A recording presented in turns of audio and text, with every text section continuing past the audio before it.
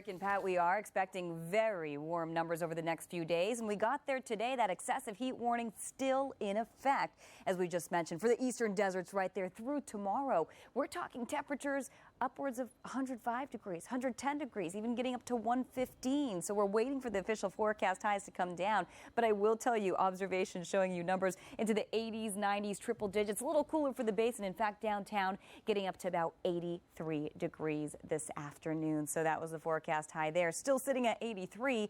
Commerce at 85. Beverly Hills at 82 degrees currently.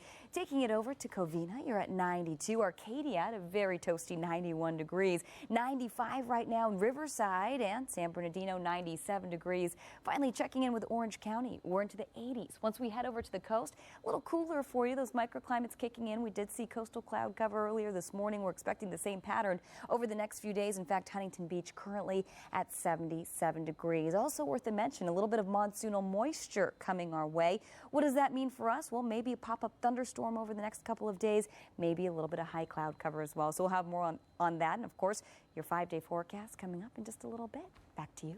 All right. Oh, I just don't like to hear those words, know, but right? it's that time, right? Yeah, it is. It is that We're just time. having really weird weather across the country. We sure Stronger. are. Absolutely. Happy birthday, by the way. Thank you. Aw, thanks. Appreciate it. When she gets married, she has, well, we're glad you have a birthday, but you know, there we go. all the celebrations. I know, too much celebration. I'm ready You to can just handle take it, you're easy. still young. All right, there we go. Well, you know, for my birthday, I got a lot of weather. So we're talking about hurricanes, so that's a lot of fun for me. But I don't want to say that because it's a serious situation. Yeah. But again, it's, you know, lots of forecasting going on. So it's kept me busy. I can't complain. We've got monsoonal moisture coming into Southern California. That's kept me busy as well. And we've got very hot temperatures out there. In fact, an excessive heat warning. So lots of things on my plate today. Oh, can you get busy and cool it down a little bit? Yeah, Evelyn? that's the tough part. I'm working on it. But, you know, looks like for the next few days, we're not going to get a break in the heat. But if you like the cooler conditions, head to the coast. That's where the microclimates are really kicking in. You're feeling a big difference along the coast. Actually getting a look at Long Beach this evening. And as we do, we're looking at clear conditions and very mild conditions out there as well. We're currently into, well, the 80s here at the Broadcast Center in Studio City. At the coast, we're a little cooler. And again, we were talking about Irene, so we're going to backtrack just a little bit and take you back out there. It was a Category 1 last night. Irene now upgraded to Category 3 as it heads toward the Bahamas, heading close to South Florida. Doesn't look like it's going to make a hit until we get to the Outer Banks of North Carolina, and could continue on into New England in the second part of the weekend. So here's the drill.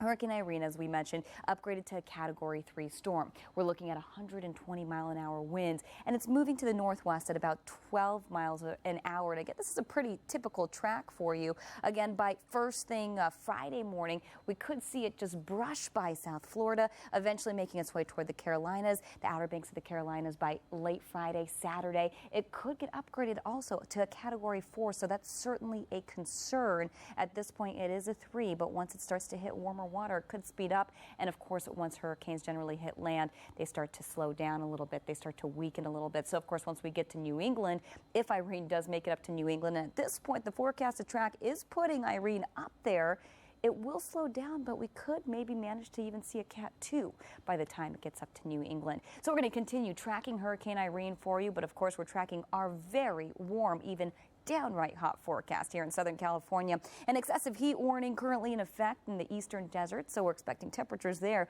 We've already seen temperatures there, in fact, hit 110, 115, so very hot numbers.